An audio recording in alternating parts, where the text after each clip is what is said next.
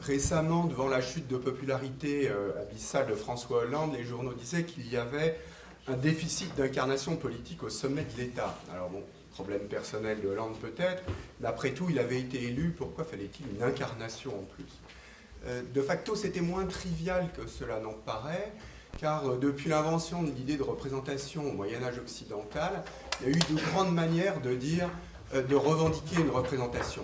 J'ai un mandat d'un côté, et de l'autre côté, je suis l'État pour les absolutistes, je suis le peuple, we the people, nous sommes les 99%.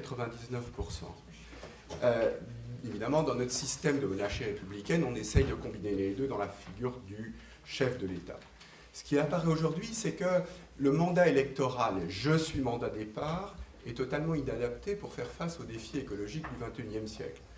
À la fois dans le temps, puisque on le sait, les générations futures ne votent pas, mais aussi dans l'espace, les réfugiés climatiques haïtiens ne peuvent pas décider avec les personnes qui habitent dans le département de l'avenir de Notre-Dame-des-Landes. Et du coup, il y a besoin d'autres modes d'incarnation qui puissent incarner à la fois les réfugiés climatiques et puis les générations futures.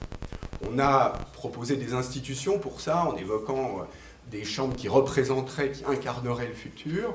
Il me semble que la ZAD incarne autre chose, ici et maintenant, incarne un autre mode de production, de développement, un lieu symbolique qui s'oppose à celui qui voudrait être, à ceux qui voudraient être légitimés par les mandats électoraux, avec un engagement personnel très fort, y compris dans les corps qui sont soumis à la répression policière. Personne n'est lié légalement par ces actions. Il n'y a pas d'appareil militant qui imposerait à ceux qui suivent